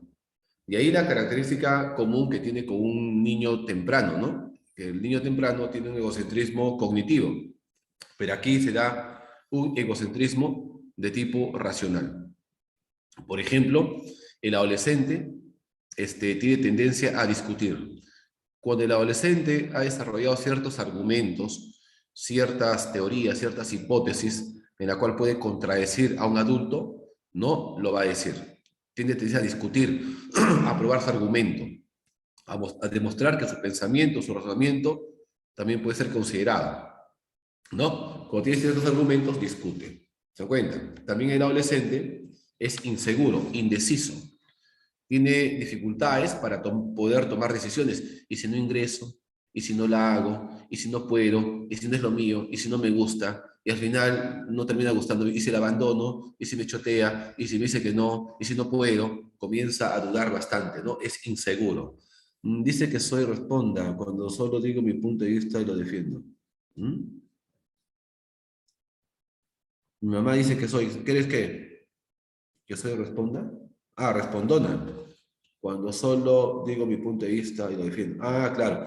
Lo que pasa que cuando el adolescente, el niño, pues el niño, cuando somos niños, niños intermedios de 6 a 11 años, somos muy obedientes, ¿no? Tenemos una moral heterónoma. Hacemos respetamos bastante lo que una figura de autoridad nos dice. Eso se llama moral heterónoma. El niño piensa en función de los demás. Si el adulto le dice que esto es bueno, él dirá que es bueno. Si le dice que está prohibido hacer esto, dirá que está prohibido y no lo hace. Y si dice que el adulto esto lo puede hacer, el niño obedece y lo puede hacer. Pero ya en la adolescencia, el adolescente tiene una moral autónoma. Quiere pensar y decidir y dar su propia opinión, su propia idea y decidir por sí mismo. Y el papá, como está acostumbrado a que el hijo le obedezca en todo, entonces considera que el adolescente es un rebelde, malcriado, insensato, respondón, cuando simplemente el adolescente está afirmando su identidad. ¿Se dan cuenta? Así es. Entonces, el adolescente va a cambiar y el papá también tiene que cambiar la forma como cría y cómo educa al hijo, ¿no? Muy bien. A ver. Entonces, el adolescente es también indeciso, es inseguro para tomar decisiones, tiene tendencia a discutir y también tiene un pensamiento idealista. Ese adolescente es bien fantasioso, ¿no? Yo voy a cambiar el mundo, yo voy a ser perfecto, voy a sacar a mi familia adelante, yo voy a comprarme mi casa, mi edificio, mi carro, voy a tener éxito, mis aviones, voy a ir a otro país, y así fantasea, y así imagina, ¿no? Tiende a su mente a crearle ese tipo de pensamientos, muchas veces no realistas, ¿no? Fantasea, imagina ese tipo de cosas, ¿no? Eso se llama idealismo y también el adolescente tiene un carácter crítico, comienza a cuestionar, comienza a criticar a los adultos. ¿Por qué? Porque se da cuenta de que no todo lo que le dijeron era cierto y que no todo lo que se considera de repente legal o correcto lo es para el adolescente. Entonces comienza a cuestionar, a criticar a los adultos, ¿no? Eso se llama idealismo porque fantasea, ¿no? Que quiere un mundo perfecto, mágico, que puedo lograr esto, que voy a hacer lo otro, que yo te voy a amar para siempre. Como un chico me decía ayer, yo le dije a mi enamorada que si nos regresamos ahora será para siempre. Ese es un pensamiento típico del adolescente, de su inmadurez. Se llama idealismo. Y es crítico porque comienza a rajar de los adultos, a hablar mal de ellos. No, sí, que mi papá, que el adulto, que por aquí, que sí, que se cree, que por acá, ¿no? Comienzan a cuestionar también. Es otra característica del adolescente, se llama carácter crítico. Sí, me dice que yo soy la mala, que topa a mi hermanito, que a mí me critica, a mí me cuestionan todo, a mi hermano todo le dan, ¿no? Eso es carácter crítico, ¿se dan cuenta? Muy bien. Y también el adolescente es hipócrita, dice una cosa, pero hace otras, ¿no? Sí, que yo odio a los mentirosos, no soporto a los mentirosos, ¿no? Y sin embargo, ella le saca la vuelta a su enamorado, ¿no? O de repente él le saca la vuelta a su enamorada, ¿no? Dice que odia las mentiras y termina haciendo eso. Sí, odio el bullying, me da cólera que una persona se burle de otra, le agarren de bullying y hace bullying a su compañero. No, yo estoy en contra del sufrimiento de los animales, estoy en contra de la corrida de toros y bien que se compra casaca de cuero, bien que usa zapatillas de cuero, ¿no? Hipócrita. Dice, no, que hay muchos rateros, muchos choros, y bien que compra celulares robados. ¿Te dan cuenta? ¿No? Tiene una hipocresía aparente. Dice una cosa y hace otra. ¿Está bien? Y el adolescente es egocéntrico. El egocentrismo racional en la adolescencia se da de dos maneras, mediante la audiencia imaginaria y la fábula personal. Fábula o fabulación personal, ¿no? La fábula personal es la suposición de creerte único, invulnerable, de que nada te va a pasar, que tú puedes asumir cualquier riesgo, cualquier tipo de dificultad, cualquier tipo de acción y nada te va a pasar. Que tú puedes salir a la calle, irte a una fiesta sin cubrebocas y que no te va a dar el COVID. A los demás le da el COVID, los demás mueren. Los demás se enferman, tú no te enfermas, tú eres inmortal, ¿no? A ti no te pasa nada. ¿Se dan cuenta? Así como Wilson, que se cree inmortal. ¿Se dan cuenta? Hasta que le pase algo, esté a punto de morir, se da cuenta que no es inmortal. Eso se llama fábula personal o fabulación personal, sentirte invulnerable, sentirte fuerte, que no te pasa nada. Es el pensamiento inmaduro del adolescente.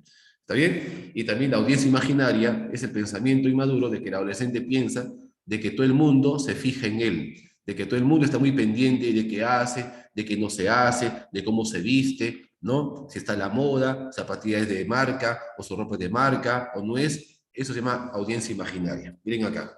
La audiencia imaginaria del egocentrismo se da de estas dos maneras. El mito personal, ¿no? Y el mito de invencibilidad. ¿Se dan cuenta? El mito personal piensa que su vida es importante, es la mejor de todas, no me compares, olvídame, pero nunca me compares, se molesta cuando se confunde de nombre, cuando la comparan se molesta, ¿no? Y también se siente invencible, que nada le va a pasar, que él puede ganar, ¿no? Yo te gano en fuerza, te hago nadando, yo bailo mejor que tú, soy más bonita, soy más inteligente. Ese es el mito de invencibilidad. ¿Se dan cuenta? Todo esto es parte de las características inmaduras del pensamiento adolescente. Si bien es cierto, el adolescente tiene inteligencia lógico-abstracta, su pensamiento todavía es muy inmaduro. Está dominado por ejemplo, por el egocentrismo, ¿no? De tipo racional, tiene dificultades para tomar decisiones, es muy idealista, es muy crítico con los adultos, tiene tendencia a discutir, es hipócrita, dice una cosa y hace otra, y también, ¿no? Se siente único e invulnerable, y piensa que todo el mundo se fija en él, que está muy pendiente de qué cosa hace y qué cosa no hace. Estas son las características inmaduras del pensamiento adolescente. El adolescente, intelectualmente hablando, madura, ¿no? Pasa a la etapa de la inteligencia operatoria formal, que puede pensar de forma lógica abstracta, de manera hipotética deductiva, ¿no? Su pensamiento es probabilístico y entiende el metalenguaje, el lenguaje metafórico. Pero tiene un pensamiento también egocéntrico y tiene un pensamiento inmaduro, y este es típico del adolescente, de pensar de esta manera, porque algo sucede, algo falla todavía en el adolescente, porque al adolescente le falta todavía desarrollar una pequeña estructura dentro del área prefrontal. Y el área prefrontal, tú sabes, es el área del juicio, el área de la madurez, del control de tus emociones, el control del área ejecutiva, y todavía el adolescente es inmaduro porque le falta desarrollar todavía esta estructura en la parte frontal. La niña, la mujer, va a desarrollar y completar toda esta estructura cerebral. El lóbulo frontal lo va a desarrollar totalmente a los 21, 22 años. Por eso se dice que la mujer alcanza la madurez, ¿no? A los 21, 22 años. El varón, todavía esta estructura de su cerebro la va a completar a los 25, 26 años. Por eso se dice que el varón alcanza la madurez, ¿no? La adultez a los 26 años. Y también se da el llamado desarrollo moral. ¿Vale? Desarrollo moral. O sea, cuando el adolescente ha desarrollado intelectualmente, ahora entiende las cosas, lo bueno y lo malo, de distinta manera. Entonces, dentro de su desarrollo moral, el adolescente o el ser humano atraviesa por tres etapas. Una etapa de una moral preconvencional, una moral convencional y una moral postconvencional. La moral preconvencional, acá el niño se porta bien porque quiere evitar un castigo o porque quiere obtener una recompensa. O sea, lo bueno y lo malo que el niño hace, lo hace por las consecuencias que recibe. ¿Ok? Por ejemplo, hace la tarea no porque haya entendido que hacer la tarea es su responsabilidad y es algo bueno, sino porque si no hace la tarea, el papá le pega. O porque si hace la tarea, el papá le da un premio. Y si no hace la tarea, el profesor le pone 0,5 y le deja sin un recreo. Y si hace la tarea, le pone una carita feliz, un sellito en la frente. ¿Se dan cuenta, no? Y por eso él se porta bien, hace sus deberes, cumple sus tareas, sus responsabilidades, porque quiere un premio o porque quiere evitar un castigo. O sea, la moral preconvencional es una moral convenida. Uno se porta bien o no porque quiere un premio o porque quiere evitar un castigo. Y la moral convencional es porque el niño no ha entendido lo que es bueno, ha entendido la norma y la respeta. ¿Se cuenta? Si la norma dice, por ejemplo, no salir de la clase antes del timbre, el niño a esta edad, más o menos de 8 a 11 años, es un niño que obedece, que no sale al recreo si el timbre no ha sonado. El papá le dice, está prohibido mentir y trata de no mentir, trata de portarse bien, porque el niño a esta edad se acopla a la norma, a la ley y la respeta. Esta es la famosa moral de la regla de oro. hago al otro lo que quiero que me hagan conmigo. Respeto al otro porque también me gustaría que me respete. ¿Se dan cuenta? Porque la norma lo dice. No robo porque es malo robar. No miento porque es malo mentir. La moral convencional, el niño se adapta a la norma, respeta la norma. Y la moral postconvencional es cuando el adolescente entiende que las normas no son absolutas, no son universales, que todo lo que nos han dicho no es de manera absoluta, que algunas cosas son más importantes que otras. El adolescente entonces comienza a evaluar y se da cuenta, por ejemplo, que la vida está por encima de la honestidad. O sea que para poder salvarle la vida a alguien yo puedo mentir, porque la vida es más importante que ser honesto. O de repente yo puedo de repente ayudar a alguien, ¿no? Y no importa, llego tarde a mi trabajo. He entendido que la ayuda, el altruismo, la empatía es mucho más importante que la responsabilidad o la puntualidad. Claro, la puntualidad, la responsabilidad es importante, pero es más importante de repente ayudar al prójimo. ¿Se dan cuenta? Ahí comienza a analizar, a ver que no todas las normas que nos han dicho son absolutas, son inmodificables. Esa es la moral postconvencional. Comienza a entender las cosas de una forma muy distinta, claro, de una forma muy distinta, de una forma muy racional, muy variable, ¿no? Más profunda. ¿Se dan cuenta? Ya no de forma absoluta, universal, sino que hay niveles de valoración, que hay cosas que son más importantes que otras. ¿Se dan cuenta? Esa es la moral postconvencional típica del adolescente y del adulto. De acuerdo a su criterio, pues. Lo que considera bueno para la mayoría, ¿no? Eso es. Y cada nivel tiene dos subniveles. Por ejemplo, la moral preconvencional tiene dos etapas, la etapa uno y la etapa 2. La etapa uno dice, no, los niños obedecen reglas para evitar el castigo, ignoran los motivos de un acto y se concentran en su forma física, ¿no? O en sus consecuencias. La etapa 2, los niños se conforman a las reglas en aras de su interés y en consideración a lo que los demás pueden hacer por ellos. Hoy por ti y mañana por mí, ¿no? O sea, la moral preconvencional es una moral convenida. Me porto bien, no porque me conviene. La moral convencional, ¿no? La etapa 3, le trata a otros como a ti mismo, la famosa regla de oro. Se conforma para evitar molestar a otros y buscan agradar a los demás portándose bien. Un niño de esta edad quiere agradar a los adultos y quiere ser un niño ejemplar, bueno, para que los adultos lo consideren, ¿no? Quiere ser un niño ejemplar, un niño bueno, virtuoso. Entonces, obedece las reglas, es obediente. Recuerda que en esta moral, Piaget llama que es la moral heterónoma, la moral del niño obediente. En la etapa 4, una regla se debe cumplir para mantener el orden social y el respeto. Lo malo es ir contra esas normas y dañar a otros. En la moral convencional, el niño se adapta y respeta la norma y quiere agradar a los adultos y por eso se porta bien y hace al otro lo que le gustaría que hagan conmigo. ¿Se dan cuenta? No me gustaría que me mientan, que me traten mal, entonces yo no miento ni tampoco trato mal. Esa es la moral convencional. En cambio, la moral preconvencional, te hago algo, pero tú a mí me ayudas. Yo te ayudo, luego tú me ayudas. ¿Eh? Ya te presto, luego tú me prestas. Hoy por ti, mañana por mí. Esa es la moral preconvencional. Y la moral postconvencional, la etapa 5, debemos obrar bien según los acuerdos.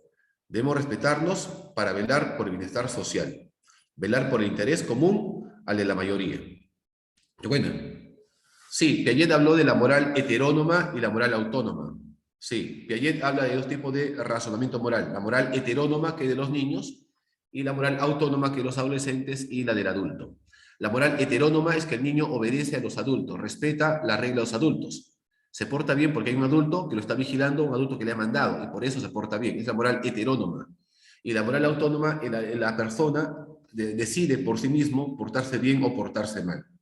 ¿Se dan cuenta? Decide por sí mismo hacer el bien o hacer el mal. Esa es la moral autónoma, según Piaget. Esta es según Kohlberg. Kohlberg habla de la moral preconvencional, moral convencional y la moral postconvencional. La moral postconvencional, la etapa 5, dice que debemos de hacer lo que la mayoría pide, el bien común. ¿Se dan cuenta? Hay que portarnos bien de acuerdo a la mayoría.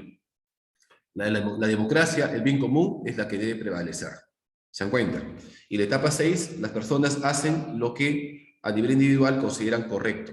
Como dice por eso un compañero, en base a su propio criterio, sin importar las restricciones legales, ¿no? Por ejemplo, actúan guiados por su autoconciencia. Mi conciencia me dice que tengo que ayudar. Así me despidan del trabajo, tengo que decir la verdad, porque la verdad se tiene que decir. ¿Se dan cuenta? Así este jefe me grite, me ponga un memorándum o me vote, yo tengo que decirle su verdad. Porque es mi conciencia que me dice que tengo que decirle su verdad que le está obrando mal. ¿Se dan cuenta? Esa es la moral postconvencional. Entonces aquí el adolescente está dentro ya de una moral postconvencional. Pero ¿qué dice Colbert? Colbert dice que la mayoría de seres humanos alcanzamos el nivel 4, la etapa 4, que no llevamos a la etapa 5, ni mucho menos a la etapa 6. Y luego Colbert nos habla de una séptima etapa, la moral cósmica. Lo voy a escribir acá en el chat. La séptima etapa, ¿ya? La etapa 7 se llama la moral cósmica, de que todos somos uno solo. Perdón, para todo, ¿ya? Moral cósmica. La moral cósmica, de que todos somos uno solo. De lo que yo hago de manera individual afecta al mundo, porque el mundo somos todos. Y el obrar de una persona afecta a todos. Por ejemplo, que una persona robe a alguien, no solamente le robó a él, sino que ese acto afectó a todas las personas. ¿O no? ¿Qué dicen ustedes? El acto que hace una persona, de que una persona engaña al otro, de que una persona le roba al otro, ¿afecta a todo el mundo o no? ¿O solamente al robado, solamente al engañado? ¿Qué dicen ustedes? Esta es la séptima etapa de la moral cósmica. La moral cósmica es que todos somos uno solo. Y lo que tú haces a los demás va a regresar contra ti. Si tú te portas bien, ese bien va a regresar de alguna forma contigo. Si te portas mal, de alguna manera también va a regresar contigo, porque todos somos uno solo. ¿Se dan cuenta? ¿No? Es la moral cósmica. Lo cósmico. ¿Por qué? Porque cuando tú juegas con alguien, ese alguien se siente mal. Y cuando se siente mal, él se porta mal con los demás y afecta al otro. Y el otro que se porta mal, se portará mal con el otro y afecta al otro. Y el otro afecta al otro. Y el otro afecta al otro. Y así, ¿no? Profe Raskolnikov, ¿en qué moral estaba? ¿Que se entregó? ¿Que se entregó? ¿Que no podía con su comportamiento? No me acuerdo muy bien de Crimen y Castigo. ¿Por qué mató a Ivanovna Raskolnikov? ¿Y qué sentía? No me acuerdo. Explícame, no me acuerdo muy bien. Que mató. ¿Pero por qué mató? ¿Por la pobreza, creo?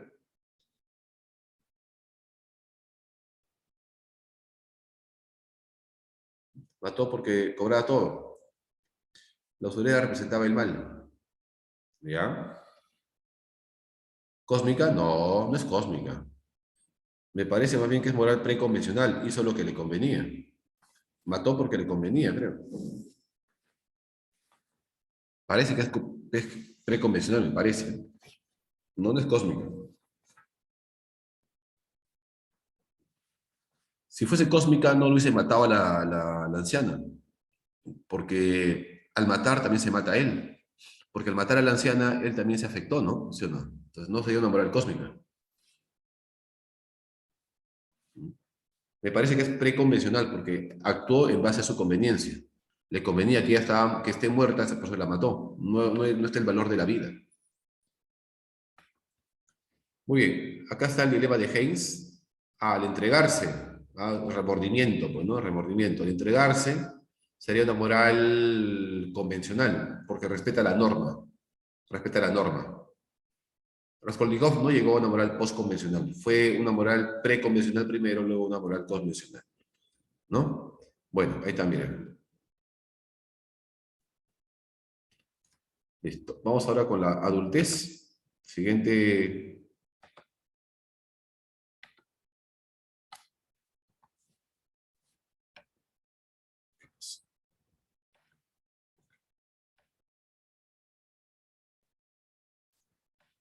¿Qué dice?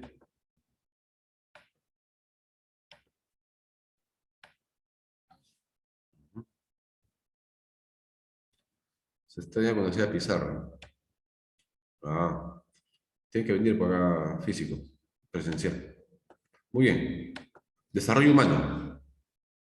5. La adultez. Chicos, ¿qué es lo que caracteriza a un adulto? ¿Mm? Por ejemplo, Kenningston nos habla de la famosa juventud, ¿no? Según Kenningston, un investigador, habla de la juventud a la etapa que va de los 20 a los 25 años. De 20 a 25 años es la famosa etapa de la juventud. Es una etapa en la cual la persona es mucho más estable, mucho más maduro, mucho más centrado que un adolescente, pero no lo suficientemente maduro, estable, para ser considerado un adulto típico. Y llamó a esta etapa la juventud, ¿no? De 20 a 25 años. Sin embargo, la juventud está dentro de la adultez temprana. La adultez temprana va de 20 a 40 años. La adultez intermedia va de 40 a 65 años. Y la adultez tardía va de los 65 años hacia adelante. ¿Ya? La etapa de la adultez, la juventud o la adultez emergente, ¿no? De 20 a 25 años, ¿no? Incluso hasta 29 años. Es una etapa de mayor estabilidad e independencia a comparación de la adolescencia. Aunque no es un adulto típicamente adulto, es mucho más estable, mucho más maduro, mucho más centrado, más autosuficiente, más independiente que un adolescente. Es la mejor etapa para el aprendizaje, para el estudio, y lo mejor te va a agarrar estudiando, trabajando en lo que te gusta, en lo que has elegido como una profesión, como una vocación.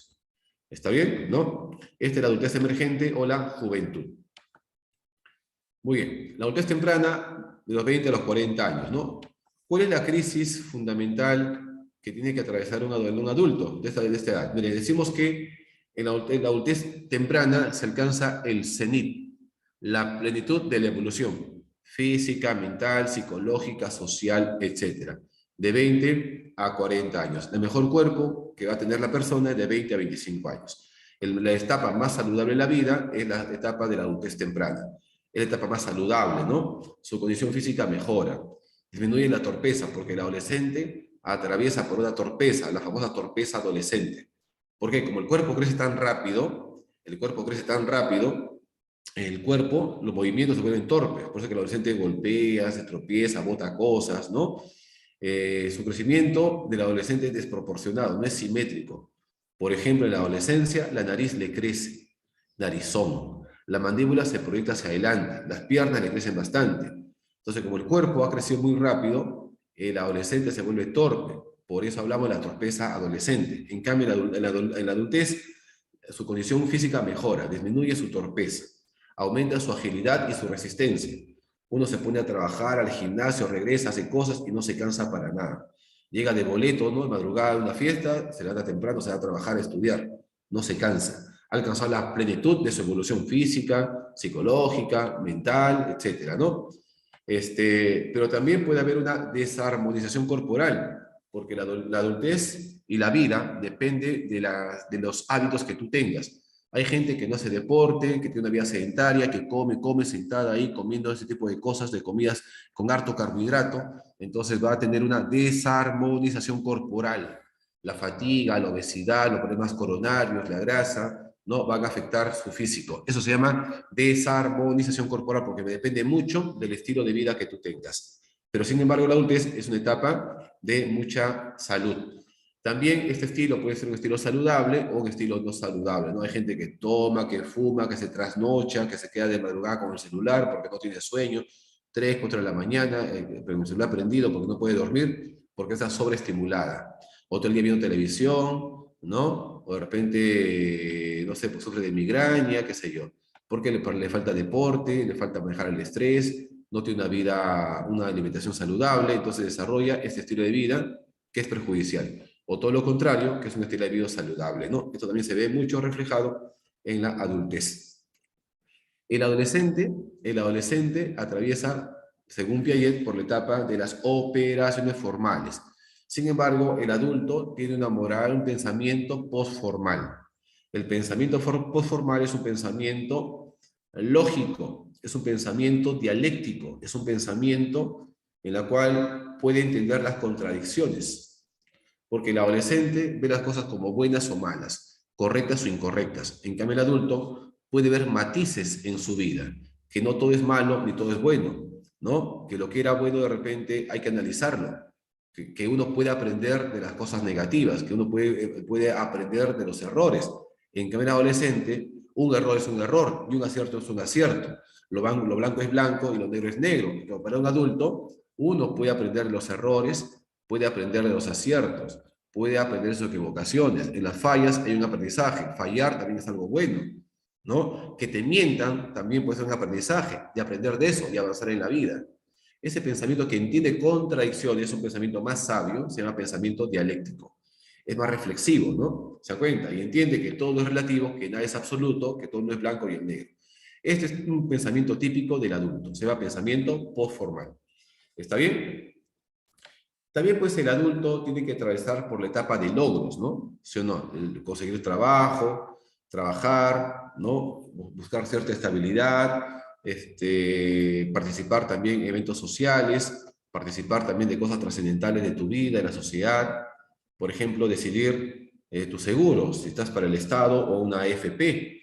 ¿Ah? También, por ejemplo, ¿por quién votas? ¿Votas por un presidente que sea capitalista, socialista? Ese tipo de cosas también es una etapa de logros, ¿no? Si perteneces a un club o no, si te colegias o no te colegias, si quieres ser profesional o no, es una etapa de logros, la etapa de la adultez. ¿Está bien? Es una etapa entonces de autonomía y una etapa de mayor responsabilidad, porque la gente acá comienza a trabajar, comienza también a formar su familia, y una etapa de mayor independencia, porque el adulto se sostiene solo, trabaja para sí, mantiene su familia, y es una etapa también de responsabilidad con el trabajo, con la sociedad, con su comunidad, con las personas. Eso es justamente típica de la adultez. ¿Mm? Miren acá, se gradúa, consigue trabajo, se casa, son cambios psicosociales muy importantes que se dan en la adultez temprana. El matrimonio, recuerda que según Erik Erikson, la crisis que debe superar el adulto es la crisis de la intimidad, o sea, casarse o si no, optar por la soltería. Profesor, ¿y por qué es una crisis? Porque duda, casarme y perder mi soltería, o de repente sentir el amor de alguien, pero estar preso y no estar solo, y no perder mi libertad. ¿Qué hago? Si me caso, pierdo mi libertad, pero si no me caso, tengo la necesidad de que alguien me quiera, de estar con alguien, la compañía de alguien, y no sabe cómo equilibrar esto, cómo manejar, ¿no? Por eso es una crisis de la intimidad versus la independencia, ¿no? El aislamiento. Muy bien. Esto es lo que el adulto tiene que atravesar, el adulto joven, la intimidad versus aislamiento. Según Erik Erikson, es la crisis que debe superar un adulto de esta edad. Y también el tema del amor, que se ya conocen, la adultez media de 40 a 65 años, ¿no? Aquí comienza el deterioro, el envejecimiento, hay un lento descenso a nivel físico, se presenta el famoso síndrome del climaterio, ¿no? La menopausia en las mujeres y la andropausia en los varones. La menopausia en la mujer es que la mujer deja de reglar, ya no se presenta la regla. Deja de ovular, deja de menstruar. El varón, la andropausia, hay una disminución de la capacidad viril y de la capacidad de la libido, disminuye, ¿no? Pero no la pierde. La mujer pierde la capacidad fecundatoria, no puede tener hijos, pero el hombre no la pierde. Disminuye un poco su capacidad viril, pero no pierde su capacidad reproductoria.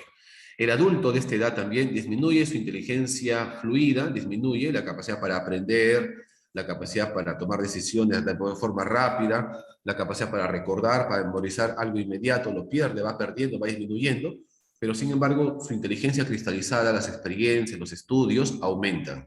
Aumenta vamos a decir así, la sabiduría. La sabiduría por los años, por experiencia aumenta, pero su capacidad para aprender, resolver problemas nuevos comienza a disminuir. Le va a costar un poquito aprender, un poquito recordar las cosas. Y así lentamente va avanzando, ¿no? Este tipo de problemitas va avanzando lentamente porque la inteligencia fluida comienza a decaer. Pero sin embargo, la experiencia comienza a aumentar. O sea, disminuye la inteligencia fluida, pero se mantiene y aumenta la cristalizada. Esto es a nivel cognoscitivo. Y a nivel psicosocial, el adulto de esta etapa, la adultez media, tiene que superar la crisis de la trascendencia, la crisis de la edad media, ¿no? Es decir, a los 50 años la persona hace una recapitulación de su vida. ¿Qué he logrado hasta ahora? La vida que yo tengo era la vida que yo quería, cumplí mis metas, mis proyectos que me planteé cuando era joven. Si dice que sí, se siente generativo, se siente industrioso, se siente que tiene una vida productiva. Pero si es un análisis y ve que su vida ha sido una desgracia, que no cumplió sus metas, se siente estancado, frustrado. Y no va a ayudar a nadie, ¿no? A nivel también psicológico, el adulto de esta etapa tiene que ver también partir a sus hijos de la casa, lo que se conoce como el síndrome del nido vacío. Los hijos crecen, abandonan el nido, la casa, el hogar y se van a formar su propia familia, su propio hogar. Eso se llama el síndrome del nido vacío. Y luego, esta es la crisis que hay que superar, la generatividad versus el estancamiento y la adultez tardía de los 65 años hacia adelante. Aquí vemos que hay una entropía, hay un envejecimiento, un deterioro de sus capacidades físicas, todo comienza a disminuir, ¿ok? La coordinación, la piel se arruga, comienza a perder piezas dentales, disminuye el tono muscular, la fuerza muscular, la resistencia, todo comienza a deteriorarse, porque las células están programadas también para envejecer y para morir, ¿no? Y morir también es parte del desarrollo humano. A nivel cognitivo, la inteligencia fluida comienza a decaer también, comienza a avanzar, a decaer la inteligencia fluida, pero la cristalizada se mantiene. Pueden aparecer algunos problemas cognitivos, ¿no? Como la memoria, por ejemplo, el pensamiento, decae la memoria a corto plazo, la capacidad para poder resolver problemas nuevos también disminuye un poco su memoria, pero sin embargo la cristalizada se mantiene. ¿Está bien? Y la crisis que hay que resolver es la etapa de la integridad del yo versus la desesperación. ¿Ok? ¿Ya? Las características que uno ha tenido de adolescente regresan en la vejez. ¿Se dan cuenta? Y esta es la crisis que hay que superar, la integridad del yo versus la desesperanza, porque el problema que hay que superar en esta etapa es el problema de la muerte, que la vida es una etapa, que ya tú la viviste, que lo cumpliste, y ahora simplemente esperas lo que viene, que es la muerte, ¿no? Y todo esto son las etapas del desarrollo humano, chicos, ¿ya? Muy bien, por favor, preguntas, dudas, consultas. Así de bravo, ¿no? Así de bravo, así de rápido. Esa es la vida, ¿no? Sin darte cuenta, acabas el colegio, te das cuenta, tienes 20 años ya. Profe, muy rápido, así es. Y tienes 20 años y eres papá ya. Papá, mamá. Y cierras los ojos y tu hijito ya está en primer grado ya. Y luego ya es adolescente. Y luego ya acabó el colegio, así como me pasó a mí, al toque nomás, ¿no? Yo tengo un hijo de 17 años, imagínense. Rapidísimo. Me acuerdo que era chibolito, 25, ahora tengo 45. Imagínense, al toque pasa la vida, rapidísimo. Por eso hay que disfrutar cada etapa de su vida. Y cada etapa hay un aprendizaje. Aprende, ¿no? De tu etapa. Facebook, para bien. Ahí, tú estás, ¿no? Tiene 17 años mi hijito. Bueno, mi hijo ya no es hijito. No se acostumbra, ¿no? Los chiquitos, pero crecen rápido. En la pandemia tenía 13, 14 y después terminó la pandemia y tiene 17 años. Así. Muy bien, vamos, la pregunta número 1. Lorena es la responsable de comprar el pan y ponerlo en la mesa. Ella regresa contenta antes que empiecen sus clases virtuales de primaria y le dice a su hermano sonriendo: yo compré el pan. De acuerdo al planteamiento de Erik Erikson, en la dimensión psicosocial, Lorena experimenta el conflicto denominado la B. Muy bien, excelente chicos, ¿eh? 1, beso, ¿no? Muy bien, Anderson, muy bien. 2, la orientación que el adolescente se propone dar a su propia existencia se denomina proyecto de vida, ¿no? Muy bien. 2C, proyecto de vida o plan de vida. Muy bien. Son las metas que tú tienes para tu vida. ¿Qué hacer? Tu misión y tu visión, ¿no? Eso se establece, aparece en la adolescencia. ¿Cuáles son tus metas? ¿Qué quieres lograr cuando seas grande, no? 3, Luz acaba de ingresar a la escuela, establece amistades basadas en la confianza y recién ha formado una imagen de sí misma en función a la aprobación de sus profesores y amigos. Luz se encuentra en la etapa del desarrollo humano denominado etapa. La pubertad no es una etapa, la pubertad es una dimensión. Adolescencia, muy bien. La pubertad no es etapa, recuerda, la pubertad no es etapa, es una dimensión. Es la dimensión física del desarrollo. La etapa es la adolescencia. La pubertad está dentro de la adolescencia. La pubertad es la madurez sexual. 4. El predominio de la mano derecha o izquierda para realizar una actividad, es decir, la lateralización, aparece en la etapa denominada niñez, niñez temprana. La A, niñez temprana, ¿ya? Niñez temprana. La A, muy bien chicos. Uno se define si es diestro o zurdo en la niñez temprana, ¿no? 5 años. 5. Al proceso de cambios cuantitativos y cualitativos que forman y desarrollan la conciencia, el psiquismo y la personalidad de un sujeto se denomina desarrollo humano. 5, beso. 6. Según Colbert, se actúa para evitar castigos durante el periodo preconvencional, ¿no? La A. 6, la A. Claro, el niño se comporta, ¿no?, en base a su conveniencia. Hace lo que le conviene. Hoy por ti, mañana por ti. Hoy por mí, mañana por ti. Hoy por mí y mañana también por mí, ¿no? Muy bien. La razón para hacer lo justo es satisfacer las propias necesidades en un mundo en el que se tiene que reconocer que los demás también tienen sus necesidades e intereses. Es típico del periodo de razonamiento moral. ¿Ah? A ver. Del mundo, dice, ¿no? Postconvencional, ¿no? Postconvencional, la C. 8. La razón, la democracia, pues no la mayoría, ¿no? 8. La razón para hacer lo justo es la necesidad que se siente de ser una buena persona ante sí mismo y ante los demás. Es típico del periodo de razonamiento moral. Claro. La D, ¿no? Así es. 9.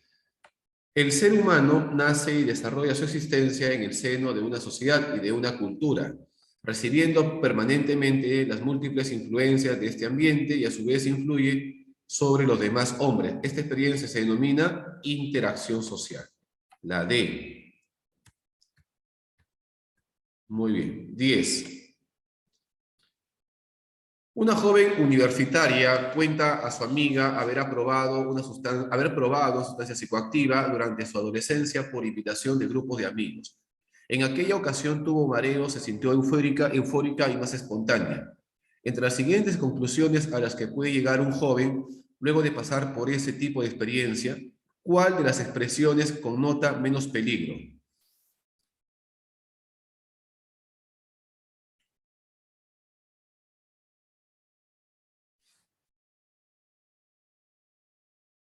La A, ¿no? Muy bien, claro. La que menos peligro es la A, ¿no? Claro, porque la D es bravo, no lo puedo dejar, ¿no? Y además mucho más peligroso, ¿no? 11. El ser humano nace y desarrolla su existencia, se repite, ¿no? Interacción también, ¿no? La B11 y la B, se repitió, ¿qué pasó ahí? 12. Dadas las siguientes afirmaciones, señale cuáles son correctas respecto al comportamiento adolescente. Los adolescentes desarrollan su identidad, con lo cual se distinguen de sus padres y los demás. Sí, esa es la crisis, ¿no? Es la tarea, ¿no? 2. Los conflictos familiares de la vida cotidiana se pueden afrontar mediante diálogo y tolerancia. Verdadero también, ¿no? Claro, con el diálogo, tolerancia, sí. Resintiéndote, molestándote no se logra, ¿no? 3. La percepción de diferentes generaciones. La percepción de las diferencias generacionales es errónea. ¿Hay un solo comportamiento correcto? No, hay un solo comportamiento correcto. Falso, ¿no? Hay clave 1 y 2, ¿no? ¿Sí? La D, ¿no? 12, la D. 13. Si los alumnos están en una edad que necesitan que el profesor les proporcione material que puedan manipular y clasificar, entonces, la teoría de Piaget, ellos se encuentran en la etapa de las operaciones concretas, porque requieren de objetos que puedan ver, que puedan manipular. Concreto, ¿no? Según Piaget, atraviesan por la etapa de las operaciones concretas. 14. Carmín, quien tiene 11 semanas de embarazo, acudió a su obstetra para que le expliquen el resultado de los últimos análisis que le pidieron realizarse. El informe indica que todos los sistemas se han desarrollado con normalidad y se ven funcionales. Considerando las dimensiones del desarrollo de Carmín, le han dado un reporte de la dimensión, describiéndola en la etapa, a ver, usted le expliquen el resultado de los últimos análisis que pidieron. Físico, sería físico, ¿no? Y que los sistemas la A, ¿no? Física y embrionaria.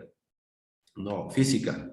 Todos los resultados de todos los, ¿no? Semana de embarazo, esa es dimensión física, y que sea de todos los sistemas se han desarrollado con normalidad, embrionaria. La A. 14, Anita. A ver. Sí, sería fetal también, pero no es cognitiva, es física. La D puede ser, no, a ver, déjame. Tiene, no, 11 semanas. No, ya. Si es 11 semanas, a ver. Ya es fetal, también tiene razón. La D. Tiene 11 semanas, ya es feto ya.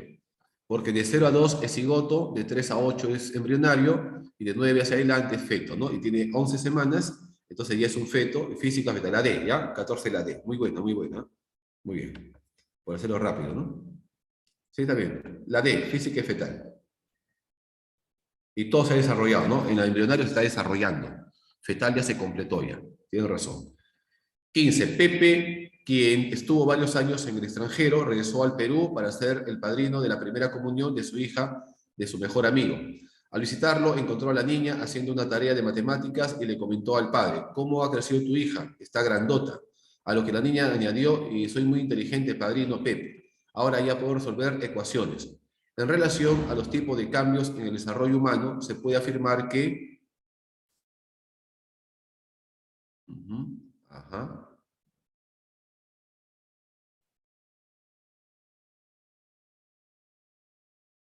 La A, ¿no? La A. O sea, el padrino hace referencia a un cambio cuantitativo que es grandota, pero ya dice también puede hacer ecuaciones, cambio a nivel cualitativo, ¿no? En su inteligencia.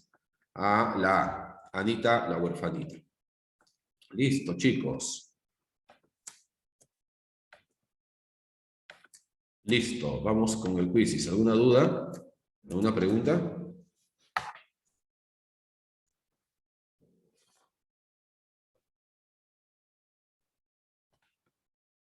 ¿Ya? ¿Explicar qué? Una última, ¿lo ves? Es lo de cambio. Cambios cualitativos son cambios en atributos, en su inteligencia, en su memoria, en su pensamiento, en su lenguaje, en sus emociones, en sus relaciones interpersonales, en su personalidad, ¿no? Cómo reacciona emocionalmente. Esos son cambios cualitativos, en sus atributos. Cuantitativos son cantidad, crecimiento, peso, en talla, ¿no? Ese es cambio cuantitativo. Y cambios en sus emociones, en su inteligencia, son cambios cualitativos. Así es. Muy bien. Vamos con el quizzing rápidamente. Listo, listo. Ok.